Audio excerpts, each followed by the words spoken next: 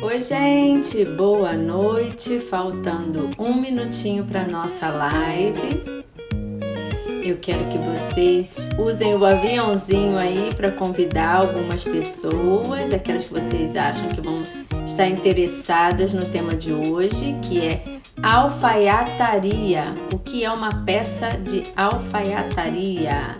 Então vamos mandar o aviãozinho aí para os nossos amigos e vamos começar a live de hoje. Quase 8 horas. Vamos começar às 8 em ponto. 8 horas! Sejam bem-vindos à nossa live de hoje. Hoje é quinta-feira e hoje tem live de quinta. E o nosso tema de hoje é o que é uma peça de alfaiataria. Então vamos aí ver o pessoal que está entrando. Espera mais um pouquinho, mas nós já estamos começando. Sejam todos bem-vindos ao nosso tema de hoje, o que é uma peça de alfaiataria. Bem-vindos todos. Vamos lá. O que isso quer dizer? Alfaiataria. O que esse termo quer dizer? Alfaiate é uma palavra que vem do árabe, al-hayat, e significa costureiro. Surgiu na Idade Média, entre os séculos 12 e 14. Alfaiataria era o nome dado às oficinas onde eram feitos ternos, calças, casacos, blazer, só que exclusivamente masculinos. Então, aos homens de plantão hoje, vamos falar muitas coisas para vocês também, tá bom? Então, essas roupas, elas eram feitas manualmente, com medidas retiradas direto no corpo das pessoas, do cliente, e de caráter exclusivo, gente. Então, como vocês sabem, quando uma peça é feita especificamente no corpo de uma cliente, aquela peça é única. Não existe outro cliente com as mesmas medidas que você ou eu, não é mesmo?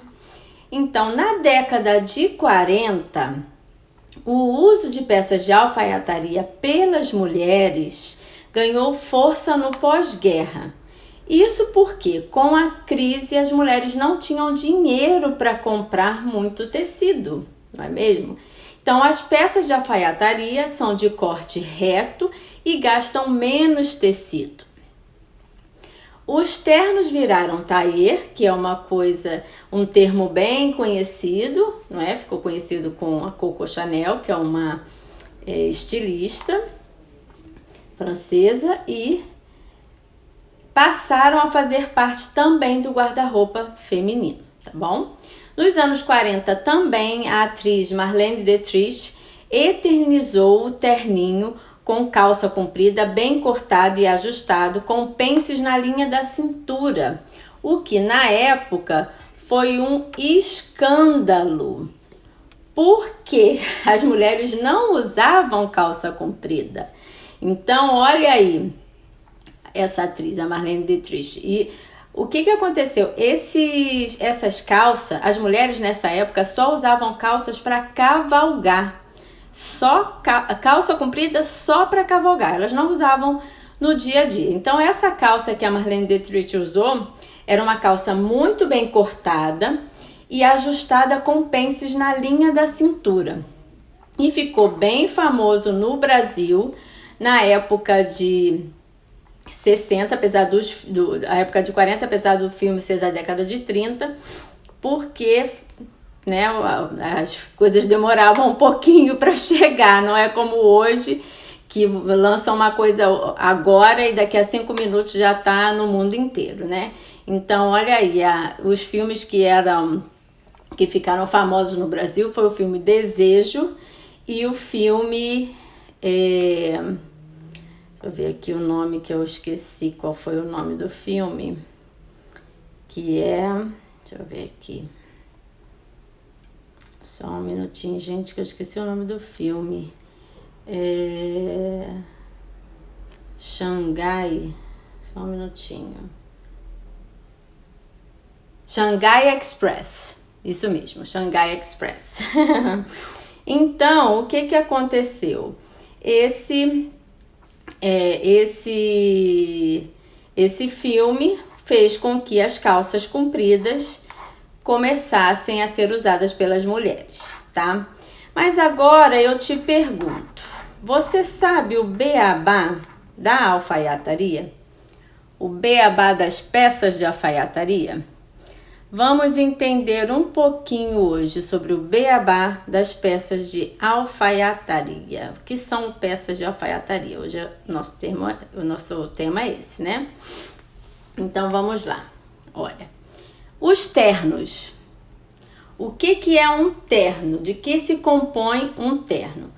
Terno é o nome dado ao conjunto completo de roupa masculina que engloba camisa, calça, colete, gravata e paletó. Então eu coloquei umas opções aí para vocês verem, não só ouvirem, o que são os ternos. Então, para que nós possamos chamar um traje masculino de terno, ele tem que estar composto de camisa, calça, colete, gravata e paletó, tá bom?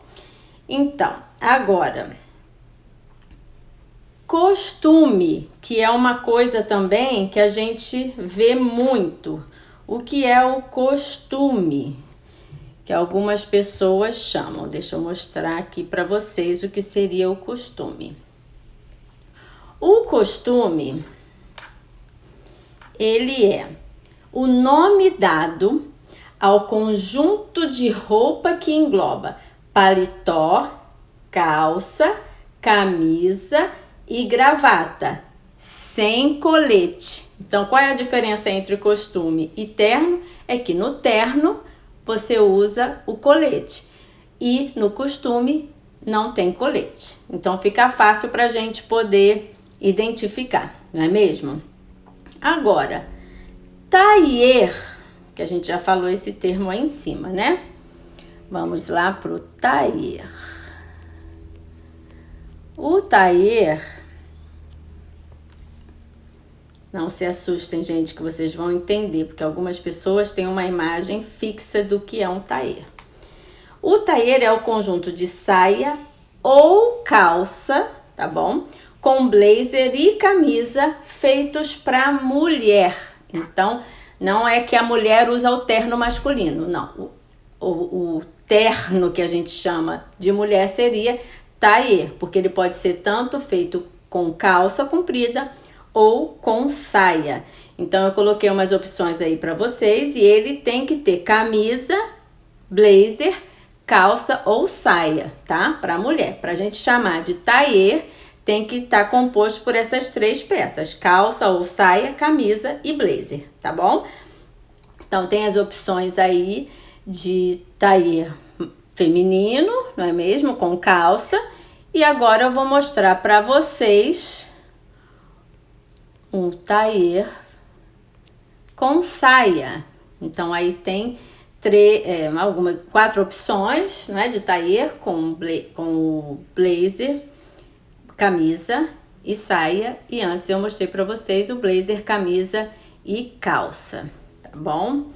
E aí vocês estão vendo também que eu coloquei, né, a Chanelzinha. Oi, Aline, seja bem-vinda. Coloquei aí a Chanel, porque a Chanel é uma estilista famosa, a Coco Chanel, na questão dessa diferenciação da mulher na roupa feminina. Então, aí, ó, quem foi Coco Chanel? Coco Chanel, ela revolucionou o vestuário feminino na década de 50 e imortalizou as duas peças com o conjuntinho, que até hoje é símbolo de elegância. Jackie Onassis é também ex-mulher do presidente, viúva, né, do antigo presidente Kennedy aqui dos Estados Unidos. Oi, Rê, seja bem-vinda. Ela ela, né, usou um taier que ficou famoso no mundo inteiro, que foi o taier pink que ela usou quando ainda era casada com o presidente Kennedy, no fatídico dia da morte dele, né? Ele foi o 35º presidente dos Estados Unidos e ele morreu assassinado no dia 22 de novembro de 1963 em Dallas, aqui no Texas. Então, a Coco Chanel, ela foi uma estilista que ela trouxe esse diferencial para... Hey Daisy! Welcome! Ela trouxe esse diferencial para o vestuário feminino. Então, olha aí, o famoso taier da ex-mulher, né, a viúva do ex-presidente Kennedy, e a Coco Chanel aí em cima. Agora vamos para mais uma peça que é caracterizada como uma peça de alfaiataria. E essa peça, gente, é o vestido tubinho, o famoso tubinho que a gente conhece de longa data. Eu vou tirar os comentários para vocês poderem ver melhor, tá bom? Então vamos lá, olha aí. A gente tem aí a Jackie Onassis também, tem umas outras opções aí embaixo, a Meghan Markle. Então esse é o vestido tubinho, tá? E ele também é considerado uma das peças de alfaiataria. Mas é qualquer vestido? Não. O vestido tubinho, que é um vestido tubinho? É o vestido de corte simples e reto, tá bom? Que é considerado uma peça de alfaiataria. Não é porque é um vestido curto ou justo que é considerado. Não, ele tem que ter um corte simples e reto para ser considerado um vestido de alfaiataria, tá? O tubinho. Agora, mais uma peça que a gente usa também, que a gente vê tanto no vestuário masculino quanto no feminino, que é o paletó. Então, o paletó, vou mostrar aqui para vocês. No caso, eu só coloquei exemplos masculinos para ficar mais fácil para a gente identificar, tá bom? O paletó é o casaco que acompanha o terno ou o costume, com lapela e gola voltada para o direito e abotoado na frente, e faz par com a calça do mesmo tecido, tá bom? Então ele pode ser usado sem o conjunto, mas para ele ser considerado paletó, ele tem que ter essas características. Ele tem que ter lapela e gola voltados para o direito e abotoado na frente, tá bom? Para ele ser considerado paletó. Agora, o blazer, vamos ver aqui, olha, a diferença do paletó para o blazer. Já o blazer é o mesmo paletó, só que usado sem combinar com a calça, tá bom?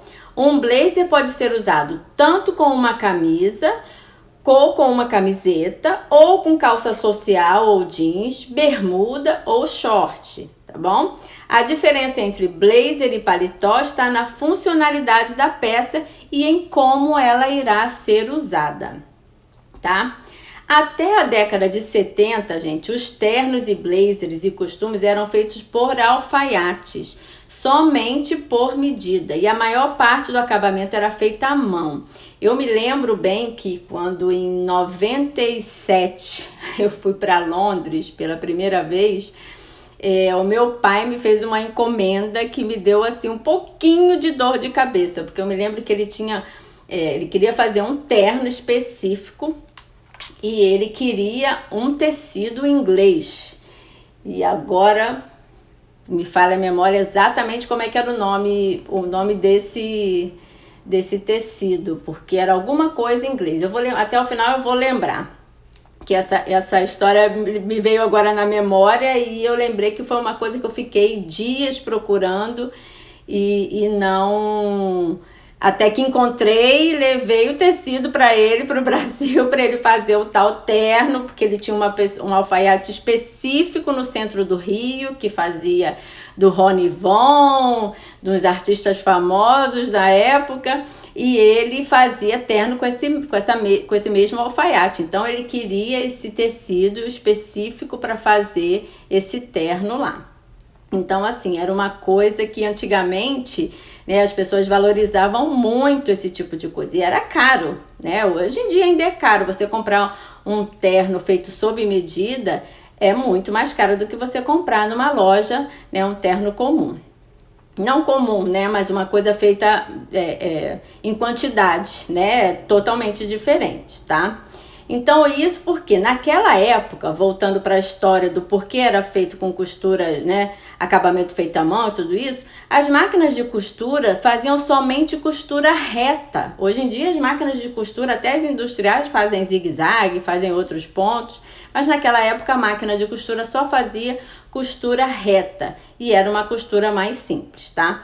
E as entretelas não eram termocolantes. Hoje em dia, para quem conhece um pouquinho de como se faz uma roupa, não é?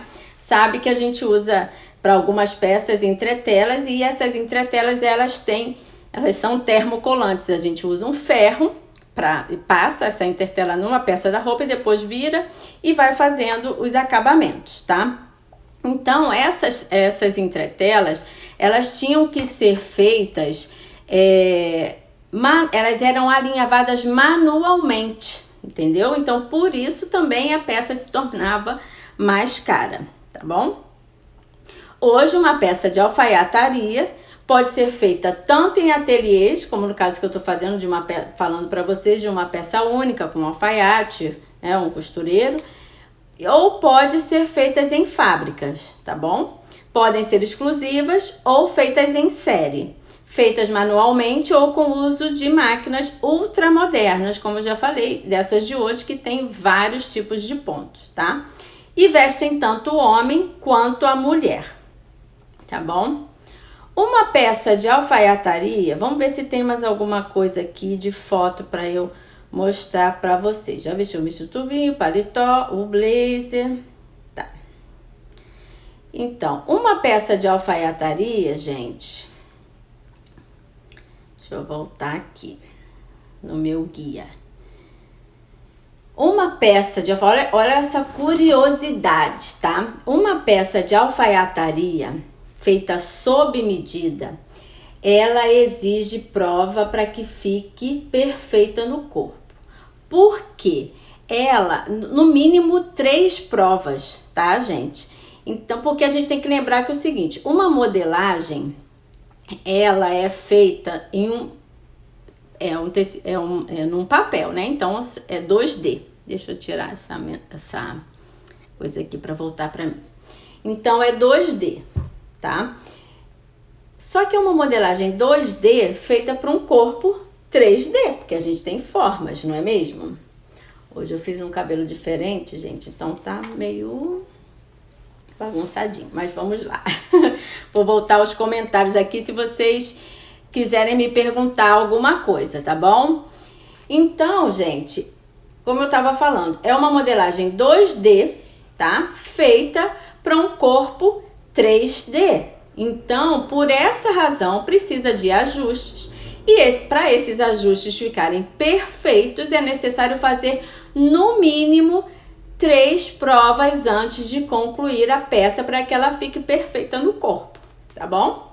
Então, uma peça de alfaiataria significa que é uma peça estruturada, de corte mais reto e ajustado, feita com tecidos mais estruturados, secos, sem caimento, com caimento impecável, desculpa, não sem caimento, mas tecidos com caimentos impecável, elegante e social. Então, para que a gente entenda a diferença de uma peça de alfaiataria para uma outra peça, essa peça de alfaiataria não tem fluidez, tá? Não é um vestido soltinho, não é uma saia evasê, não é uma saia godê, tá? Não tem tecido fluido, por exemplo, uma roupa feita de seda. Oi, lindona! Tudo bem? Bem-vinda! Então, gente, essa peça não pode ser de um tecido de seda, tá? Se for seda, se for um tecido fluido, não é alfaiataria, tá bom? Tá perguntando aqui, posso usar bermuda com blazer? Pode, deve, porque fica com uma versão mais moderna, uma coisa mais atual. Pode sim, e deve, vai ficar bonito. Então, gente, tecidos fluidos não correspondem a uma peça de alfaiataria, tá bom? Alta costura pode ser feita em um ateliê cujo trabalho é artesanal, feito quase todo à mão, mas também não é alfaiataria, tá bom? Então, para a gente entender, porque como eu falei aqui, que a alfaiataria nasceu da palavra alfaiate, que era um costureiro e que fazia peças exclusivas para os homens na década de 40. Então, algumas pessoas podem confundir que o fato de uma roupa ser feita ser alta costura, que normalmente é peça única também, né? Dificilmente vai ter uma peça de alta costura, são duas. Então, não é considerado alfaiataria, tá bom? Baliste com vestido? O que é um baliste? Essa aí eu não sei, não. Posso usar um blazer com vestido? Pode e deve também, porque também fica com uma linguagem mais atual, tá? É óbvio que a gente tem que pensar, gente, quando a gente usa um blazer, a gente tem que saber as proporções do nosso corpo, tá bom? Para poder balancear a altura do vestido com a altura da finalização do blazer. Então, é importante a gente se conhecer o nosso corpo, tá? Pra gente poder fazer essa misturinha aí do blazer com vestido. Ótima pergunta, tá bom, dona Carmen? E também, essa mesma questão tem que ser pensada quando você for usar um blazer com uma saia, tá? Senão, ao invés de você passar uma linguagem moderna, você acaba passando uma linguagem ao contrário disso, tá bom? Então, é muito importante a gente entender as proporções do nosso corpo quando a gente vai fazer essa mistura, principalmente para as mulheres, tá? Os homens também, na questão de usar blazer com bermuda, também é interessante conhecer as suas proporções, tá? Porque, por exemplo, às vezes você tem o tronco muito curto, as pernas muito compridas, então você tem que saber a proporção da altura do blazer com a altura da bermuda, para não ficar uma coisa desestruturada nesse sentido, né? Porque aí a gente vai ver ou a pessoa parece ser muito baixa, né? Ou ser muito alta, então a gente tem que balancear essas proporções aí, tá bom? Então vamos lá. Alfaiataria, gente, também. Hey, how are you? Welcome, Marlene. As peças de alfaiataria, gente, também.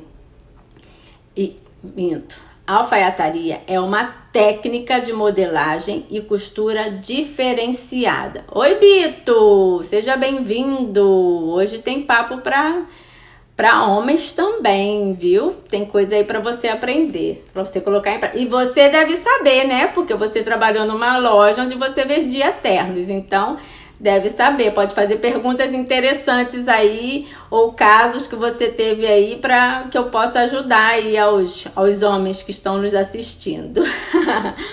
Então, gente, a alfaiataria é uma técnica de modelagem e costura diferenciada, tá bom? Uma técnica usada para construir roupas sociais para uso executivo, tá? Mas nada impede que uma peça esportiva seja alfaiataria, desde que siga as técnicas e padrões de alfaiataria, tá bom? Então, agora eu vou mostrar um pouquinho aqui para vocês os tecidos, por incrível que pareça, tá? Os tecidos não. Eu vou voltar aqui uma coisa para vocês não se confundirem, tá? Que alguém falou alguma coisa aí. Qual a diferença entre blazer e paletó, tá? Eu já falei, mas vou falar de novo. Paletó é parte do conjunto de um terno que sempre vem acompanhado de calça, algumas vezes de colete do mesmo tecido e tonalidade, tá bom? Já o blazer, apesar de muitas vezes seguir uma modelagem parecida com a de um paletó, ele é vendido separadamente, tá? E pode ser feito com diferentes tipos de tecidos, estampas e cortes. Os dois servem perfeitamente para looks sociais ou casuais. O paletó geralmente deixa o look mais formal e o blazer mais despojado, tá? Então eu vou mostrar aqui de novo para vocês as opções que eu coloquei de blazer e de paletó para vocês verem a diferença, tá vendo? Aqui o paletó, eu até coloquei fiz umas brincadeirinhas aí, peguei umas imagens onde não tá se usando só o paletó com a peça de baixo, tá? Da calça, mas com uma calça jeans, né? Vi uma brincadeira aqui com um casaco de moletom. Então, assim, para vocês verem. Já o blazer, que foi o que a gente falou, que já pode ser uma peça comprada separada, tá? Então tem aí mais uma opção de blazer. Eu vou tirar um pouquinho aqui os comentários só para vocês verem, quem chegou agora, para ver a diferença aí de blazer e paletó. Então, para ficar simples para vocês entenderem, quando eu chamo essa parte de cima de blazer e quando eu chamo de paletó, o blazer você compra separado, não vem com calça, não vem com colete, tá? O paletó, ele vem com um conjunto, colete ou não, ou sem colete, mas com a calça, tá? A gente chama tudo de terno, mas tem essa diferença, tá bom, gente? Tanto um quanto o outro você pode usar sem a parte de baixo. Eu só quero que vocês entendam a diferença dessa peça, tá bom? Então, o blazer a gente compra ele separado, é uma peça única. O paletó, ele faz parte de um conjunto. Ele vem com calça ou calça e colete, tá? Agora eu vou explicar para vocês os tipos de alfaiataria, porque apesar de vocês acharem que não existe, existe sim. Vamos aos tipos de alfaiataria.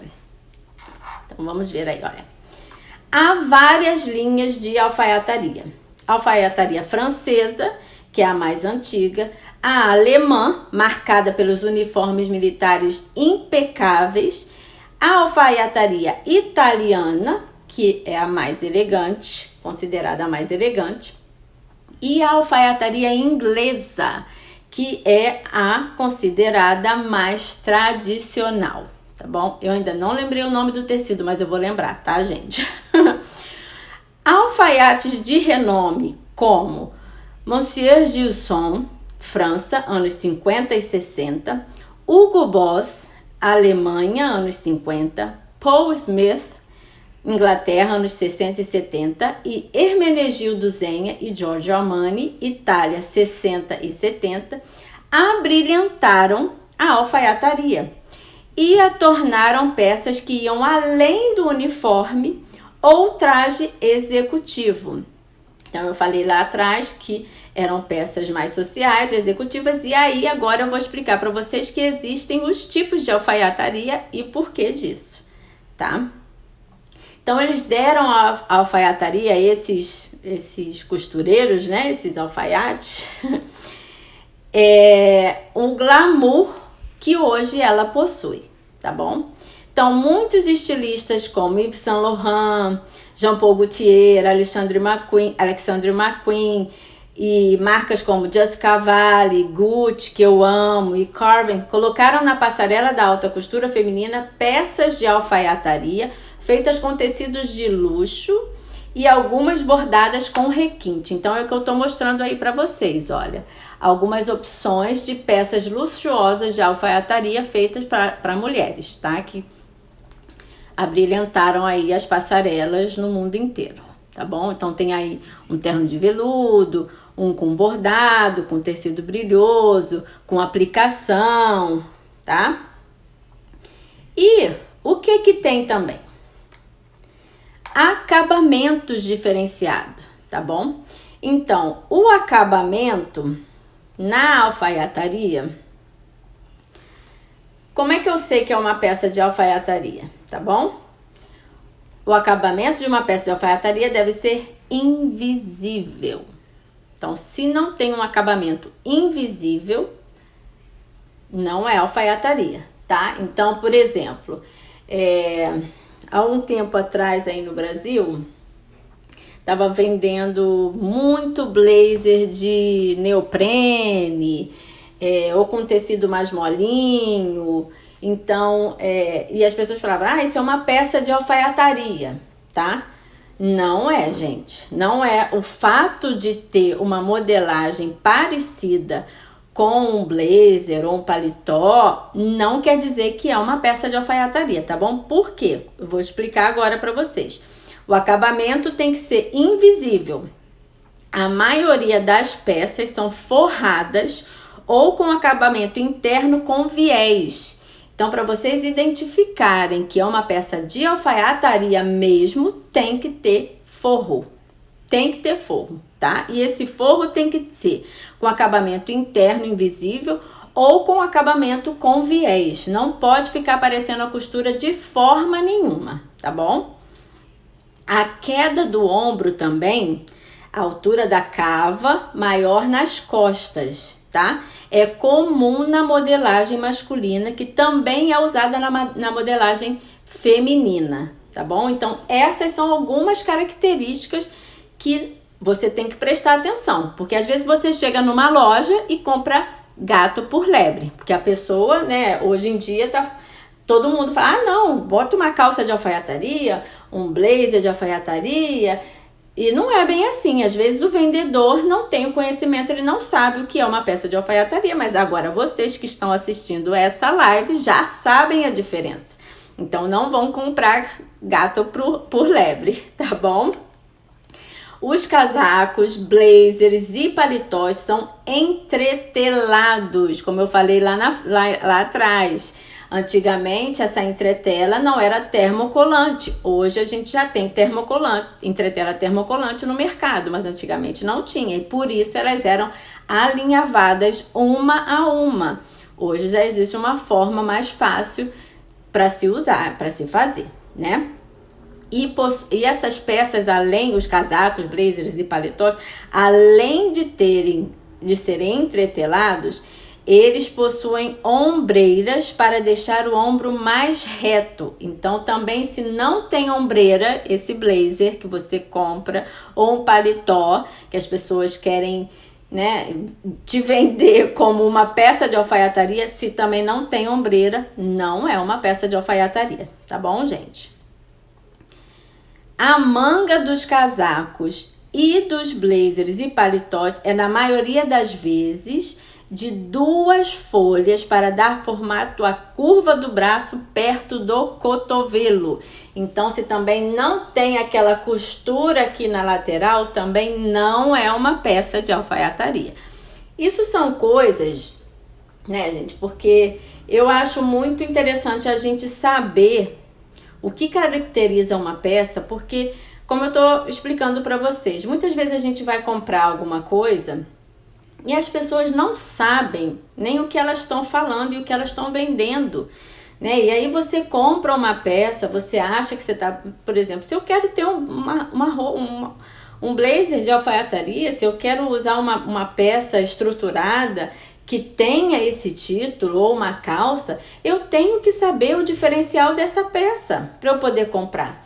E obviamente você já sabe que não vai ser uma peça com preço tão acessível assim, né? Porque quando é uma peça com forro, com acabamento invisível, né? Com tecido mais sofisticado, com ombreira, com entretela, isso demora mais para fazer. Então, obviamente, não vai ser uma peça muito barata, tá? Então, assim, a gente precisa realmente entender a diferença das coisas. Eu posso comprar um casaco ou um blazer sem ter tudo isso? Posso. Isso não quer dizer que eu não possa comprar. Sim, eu posso, mas eu tenho que entender que eu não posso caracterizar esse blazer, ou esse paletó, ou essa calça, ou esse vestido tubinho, por exemplo, que foi alguns dos exemplos que eu dei aqui de peças de alfaiataria, como uma peça de alfaiataria se eles não tiverem esse diferencial, tá bom? Então a minha intenção aqui é trazer conhecimento para vocês entenderem a diferença entre uma peça de alfaiataria e uma peça que não é de alfaiataria, tá bom? Então, gente, o que mais que caracteriza uma peça de alfaiataria? Para as calças, por exemplo. As calças de alfaiataria não são justas, tá?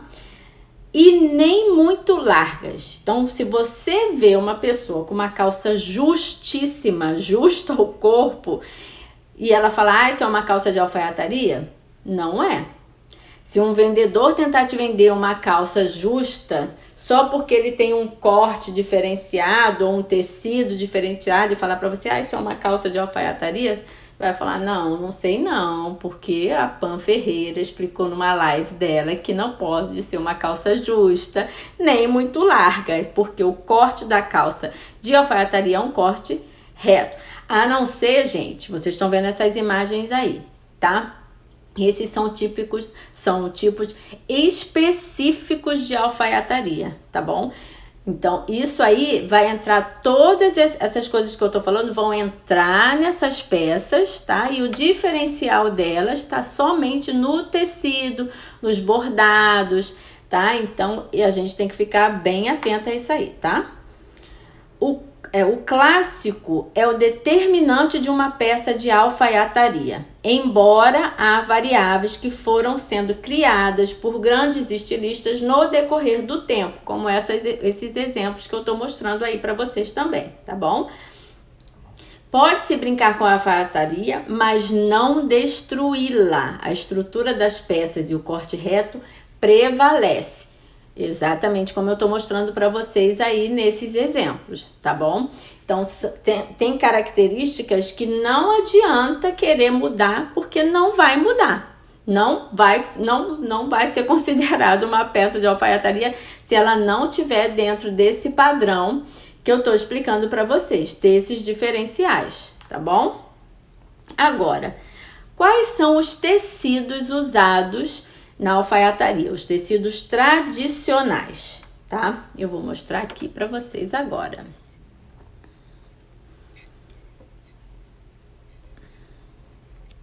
Primeiro tecido aí. Sei que no vídeo às vezes não dá para ver direito, mas eu vou explicar para vocês. Esse tecido se chama Zibeline. Então, para quem gosta de anotar, para quem gosta de saber essas coisas, é bom anotar esses nomezinhos aí, tá? Eu vou voltar aqui com os comentários, porque aí se vocês quiserem perguntar alguma coisa, pode me perguntar, tá? Que eu vou respondendo, que hoje a gente ainda tem um tempinho. Mas vamos lá aos tecidos usados na alfaiataria. Os tecidos usados em alfaiataria são mais secos, possuem um caimento mais reto, liso e firme, tá? São tecidos de alfaiataria, as lãs frias, linho, crepe de alfaiataria, gabardine, jacquard, zibeline, como esse que eu tô mostrando aí, tweed, cachemir, microfibra, two-way, Oxford e outros mais, tá? Separei alguns para mostrar para vocês. Entre esses tecidos, há os mais nobres, tá? De primeira linha. Ai, gente, eu não consigo lembrar o nome do tecido. Não sei se a minha mãe tá aí para lembrar o nome do tecido que eu comprei pro meu pai em Londres. Eu não consegui lembrar até agora, mas eu vou lembrar. Prometo que eu vou lembrar. Então, vamos lá. Então, como eu tô falando, há tecidos mais nobres de primeira linha e os de segunda linha ou terceira linha, tá? Então, esses tecidos que eu tô mostrando para vocês aí, né, eles têm essas divisões, tá? Tecidos de primeira linha, de segunda e de terceira, tá? Para você identificar isso, o que acontece? Depende da quantidade de fios usadas para fabricar esse tecido, tá? Quem me conhece há mais tempo sabe que eu tenho uma confecção que faz enxoval para bebê e gestante. E um dos nossos diferenciais são tecidos demais de tropical inglês. Muito bem, dona Carmen. Isso aí, gente. O tecido que o meu pai queria para fazer o terno era o tropical inglês. Como eu rodei Londres para achar esse tecido, por incrível que pareça, mas eu achei e levei para ele. Então, assim, gente, como eu tava falando, o meu diferencial na Biquinho de Lacre, que é a minha loja de enxoval de bebê e gestante, são tecidos nobres. O que são tecidos nobres, tá? Eu uso algodão, 100% algodão, tá? Eu uso percal, e o percal, eu tenho percal de até 400 fios. Percal egípcio. Então, o que acontece? O meu algodão, ele também não tem menos de 200 fios, para vocês terem uma ideia. O algodão de 200 fios eu uso para forro das peças. Então, obviamente, são peças diferenciadas. O valor da peça não pode ser a mesma de uma peça que que é feita de algodão com 175 fios, por exemplo. Então, a quantidade de fios, ela caracteriza se um tecido ele é nobre ou não, tá? Às vezes as pessoas perguntam assim, mas não é tudo algodão? Não é 100% algodão? Por que a diferença no valor da sua peça para outra peça? É justamente isso. Quando a pessoa não conhece o tecido, e você tocando o tecido, tá? Você vai... Só um minutinho, Fátima. Você vai notar a diferença no toque. O que acontece? Quanto mais fios o tecido tem, mais suave no toque ele fica, tá? Por isso que na Biquinho de Lacre a gente faz peças com tecidos nobres, porque fica melhor o toque pro bebê, tá bom? Só dei essa explicação aí para vocês entenderem um pouquinho da qualidade do tecido. Então, gente, para o tecido ser nobre depende da qualidade, tá? Depende da quantidade de fios que esse tecido tem. Além de tudo, existem as falsificações. Gente, por incrível que pareça, também existe falsificação na hora de se produzir um tecido. Hoje em dia, a gente encontra tecidos, como é que a gente chama? Esqueci o nome agora, que são alternativos, né? Hoje em dia a gente tem tecido que é feito de garrafa PET, tem tecido que é feito de folhas de plantas, né? E então, assim, a gente precisa entender de onde vem, qual é a característica desse tecido, tá? Porque quando você toca, gente, tecido não adianta. Para você entender se um tecido é nobre ou não, você tem que tocar. Você tem que tocar para você sentir a diferença de um para o outro, tá? Então, como eu falava antes, a gente tem que entender isso para não comprar gato por lebre, tá bom?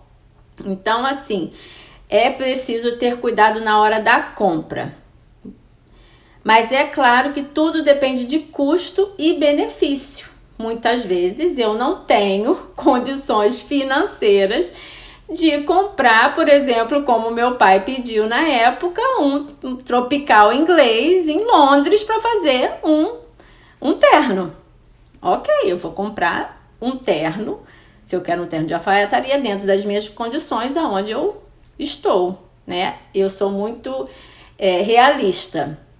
Eu não incentivo ninguém a comprar aquilo que você não tem condições financeiras de comprar. Cada um tem suas prioridades, cada um tem as suas necessidades, cada um tem os seus gostos pessoais. Então a gente não pode, eu não estou aqui para dizer para você que para você andar bem vestido com uma peça de alfaiataria, você tem que pagar milhões nessa peça. Não, até porque eu sou uma pessoa que eu sou muito criativa na hora que eu me visto. Quem me conhece mais sabe, né? Então eu não me importo, às vezes eu compro uma coisa na feira e eu vou usar e talvez com uma peça mais cara que eu tenha, mas eu acho que essa brincadeira de você misturar peças que eu transformo, né? Ou com algumas peças que eu tenho um xodózinho, por exemplo, que foram das minhas tias, peças mais antigas que eu fui herdando ao longo do tempo. Então eu gosto de fazer essa mistura. E dentro da alfaiataria você também pode fazer esse jogo. Como eu falei, tem tecidos de primeira, segunda e terceira classe. A gente vai usar aquilo que a gente tem condições, tá? Eu nunca incentivo ninguém a fazer além do que ela pode. O conhecimento dentro da consultoria de imagem, ele traz essa liberdade pra gente. Por quê? A gente faz compras mais assertivas. Quando eu entendo o que eu estou comprando, quando eu vejo qual é a necessidade e que eu vejo, por exemplo, se eu quero realmente ter uma peça de alfaiataria, eu vou buscar a que eu quero, e se eu não tiver condições daquela hora, eu já sei que eu posso esperar mais um pouco, mas vai ser uma peça que vai valer a pena, uma peça que vai ter uma durabilidade maior, uma peça que não vai sair de moda, entendeu? Então tudo isso a gente tem que avaliar quando a gente estiver comprando, no caso de hoje que eu tô falando de peças de alfaiataria, mas qualquer peça, tá? A peça cara é aquela que você não usa, gente. Isso é fato. Às vezes você compra uma coisa que assim tá além do seu orçamento, mas você usa tanto aquilo que ela valeu a pena. Existe uma continha que a gente tem que fazer quando a gente vai comprar uma peça para saber se pelo menos a gente consegue mesclar essa peça com 5 peças que a gente tem no armário. Então, antes da gente comprar qualquer coisa, você tem que pensar, ok, eu posso usar isso com o que eu já tenho? Porque você comprar uma peça solta, ela vai ficar perdida. Dificilmente você vai conseguir misturar ela com outras coisas. Entendeu? Então, como eu falei, a peça cara é a que eu não uso, tá? Às vezes a gente pensa assim também, tá baratinho, e esse baratinho sai caro.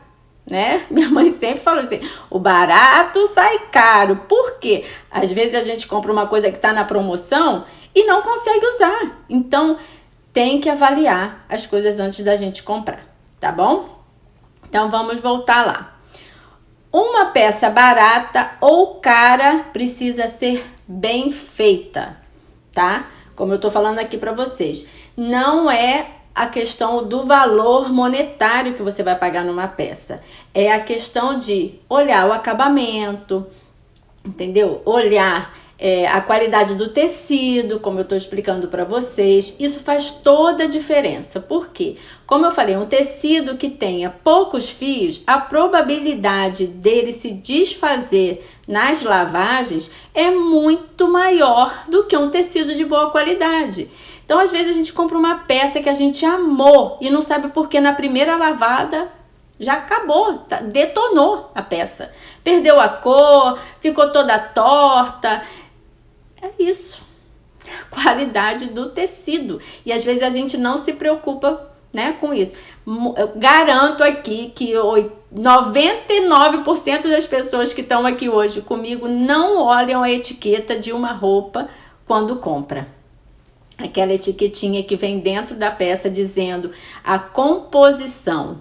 Isso é importante a gente saber, porque isso vai demonstrar a durabilidade dessa peça, principalmente de uma peça mais cara, gente. A gente tem que saber disso para ver se realmente vale o valor que você vai pagar, tá? Mas vamos voltar ao tema de hoje, que isso pode ser um tema de uma próxima live. Etiqueta de composição. Como identificar uma peça pela etiqueta de composição, tá bom? Vamos ver aqui, deixa eu ver o que eu parei. Vamos lá. Quem compra um terno ou um blazer quer levar para casa uma peça bem costurada, bem assentada ao corpo e que dure bastante. Exatamente isso que eu estava falando, tá? Então, uma roupa de alfaiataria não é roupa feita para ser descartável. Então, como eu estava falando, esses blazers de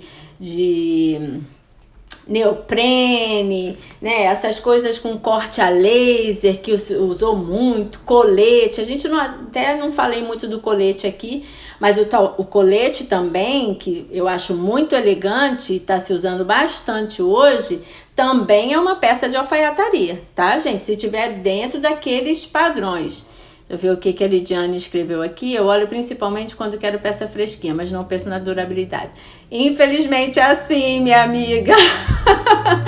Mas a gente tem que prestar atenção, porque realmente isso faz toda a diferença. Toda a diferença. Então, gente, lembrem-se que a escolha de tecidos de qualidade, a modelagem e o capricho na finalização das peças determinam a beleza de uma peça de alfaiataria. Eu lembro que antigamente, hoje em dia a gente não vê muito isso, né, gente? Eu falo antigamente porque, né, quem me conhece sabe que eu já tô quase chegando lá nos 50, mas enfim, isso é o papo para outra live também. Eu me lembro que a gente fazia roupa na costureira e a minha mãe sempre falou: roupa bem feita é aquela que você pode vestir do avesso. Isso eu nunca mais esqueci. Então eu sou daquelas chatas, eu olho mesmo o acabamento das peças, independente se for uma peça que eu comprei na feira, eu vou olhar como é que ela é feita por dentro. Eu posso até comprar uma peça que não é bem feita, tá?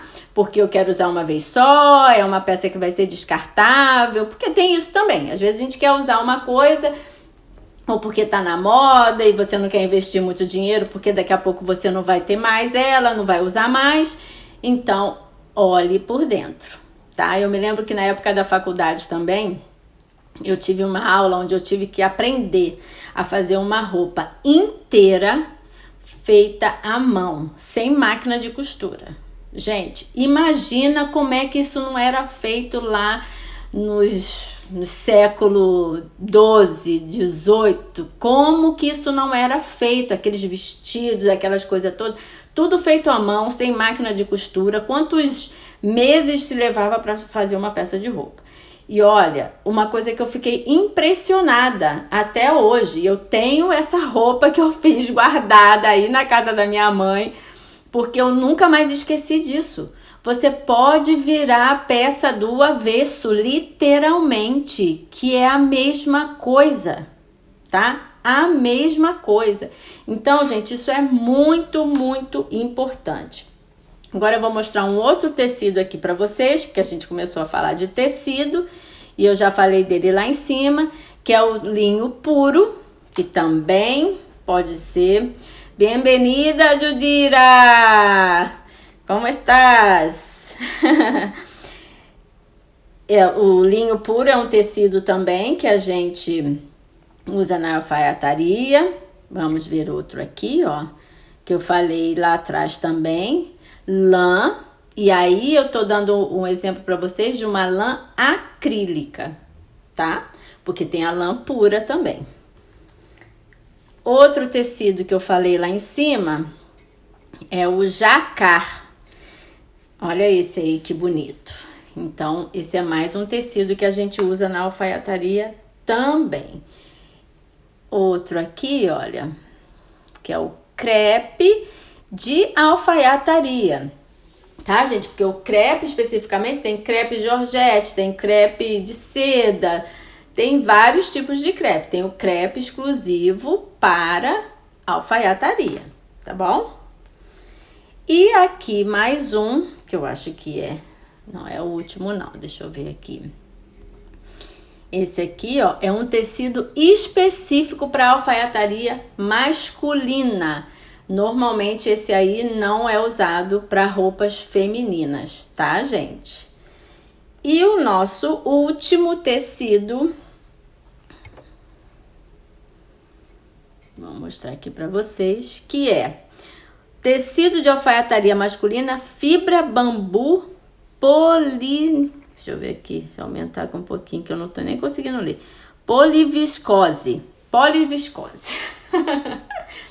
Então, gente, isso aí são as peças, são os tipos de alfaiataria, os tipos de tecido. Eu espero que vocês tenham gostado dessa live de hoje. Eu particularmente, quando estava estudando... Oi, Miguel! Seja bem-vindo, meu amigo. A gente está quase acabando, mas você vai ter que assistir depois. Porque eu acho que você vai gostar dessa live. Então, gente, eu espero que vocês tenham gostado. Foi uma live assim que eu achei muito interessante, porque havia algumas coisas que eu não tinha conhecimento e eu tive que realmente buscar e estudar para trazer esse conteúdo para vocês. Essas lives de quinta têm sido um desafio para mim e eu espero poder estar tirando algumas dúvidas de vocês. Se vocês tiverem algumas dúvidas que vocês queiram compartilhar aqui. Ah, que pena, Lidiane, mas eu vou deixar gravada aí no perfil, tá, gente? A live vai ficar gravada no perfil e agora também vai estar no meu canal do YouTube. Agora eu virei youtuber, gente. Então, se vocês não conseguiram assistir, ou então quer assistir de novo com mais calma para anotar algumas coisas, vai estar no feed, vai estar lá no YouTube também, tá bom? Espero que vocês tenham gostado. Me manda mensagem, gente, falando sobre temas, dúvidas, coisas que vocês querem aprender, para eu poder estar postando aqui para vocês também, tá bom? Tem sido um tempo maravilhoso para mim estar aqui com vocês. Eu também tenho aprendido coisas que ao longo dos anos a gente não vai se aprofundando, porque não faz muito, né, parte do nosso mundinho ali, né? Como algumas pessoas sabem, é que eu trabalhei muitos anos com figurino e às vezes a gente não faz coisas muito específicas como o que eu tô fazendo aqui hoje, que é falar exatamente sobre alfaiataria, tá bom? Então, olha, um beijo grande para vocês e até a nossa próxima live. Tá bom? Tchau, tchau.